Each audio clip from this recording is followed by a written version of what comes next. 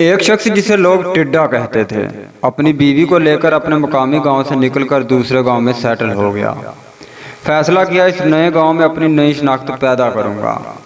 अब लोग मुझे टिड्डा नहीं पीर साहब कहेंगे। बेगम ने पूछा वो कैसे? जवाब दिया, इस गांव के चौधरी की बहन के पास एक कीमती हार है, बस तुम वो हार किसी तरह चुराकर ले आओ, फिर देखती जाओ। बेगम ने हुक्म की तमील करते हुए हार कमाल महारत से चुराया और लाकर टिड्डे को दे दिया।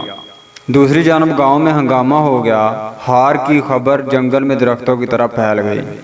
टिड्डे ने अपनी बीवी को कहा, जाओ जाकर चौधरी की बहन को बताओ कि मेरा खामद बहुत बड़ा बुजुर्ग है, लोगों की गुमशुदा चीज़ें बरामद करता है। इस बात पर चौधरी अपने घराने और गांव वालों को साथ लेकर टिड्डे के यहाँ हाजिर हो गया और पीर साहब से कहा, जी बताइए हमारा हार कहाँ हो सकता है। टिड्डे ने रातों रात हार चौधरी के घर की छत पर फेंक दिया था। बताया, आपका हार किसी नुकरानी ने चुराया था, जिसने बाद में खौफजदा होकर आपकी छत पर फेंक दिया, जाकर उठा लो। वहाँ से हार मिलने के बाद इस इब्तदाई करामत पर सारा गांव पीर साहब का मरीद हो गया। मगर चौधरी जो अंधों में काना राजा था, इसे पीर साहब खटकने लगा। गांव वालों को समझाया कि ये शख्स मुझे फ्रॉड मालूम होता है, मगर गांव वाले इनकार करते रहे। चौधरी ने पीर साहब को एक और आजमाइश में डाला, मगर खुशकिस्मती से वो इस आजमाइश में भी कामयाब हुआ। लोगों ने चौधरी को समझाया कि अब बस करो, बुजुर्गों पर शक नहीं किया जाता।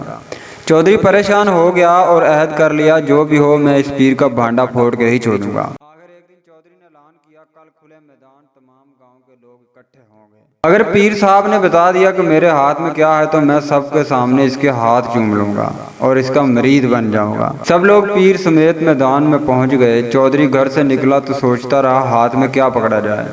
अचानक इसकी नजर एक टिड्डे पर पड़ गई। इसने पकड़ने के लिए हाथ बढ़ाया तो वो फुदक गया, फिर हाथ बढ़ाया, फिर फुदक गया। तीसरी दफा में पकड़ा गया। चौधरी मजमे में पहुंचा और सवाल किया, बताओ मेरी मुट्ठी में बंद है क्या है?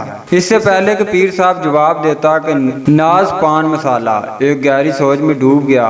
इसे अपनी शामत नजर आई। 2 बार तो जैसे तैसे बच गया था, मगर इस बार बचना नामुमकिन था।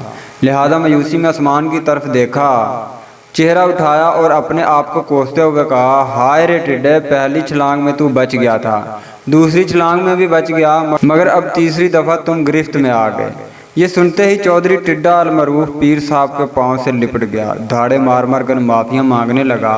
कहा, कोई माने ना माने मैं जरूर मानता हूँ कि तुम पीर हो और मुर्शिद हो। उस दिन के बाद उसने उसे पीर पकड़ लिया। वीडियो पसंद आई हो तो वीडियो को लाइक कीजिएगा, दोस्तों के साथ भी शेयर कीजिएगा। अगली वीडियो तक के लिए इजाज़त चाहेंगे, तब तक के लिए अल्लाह हाफिज़।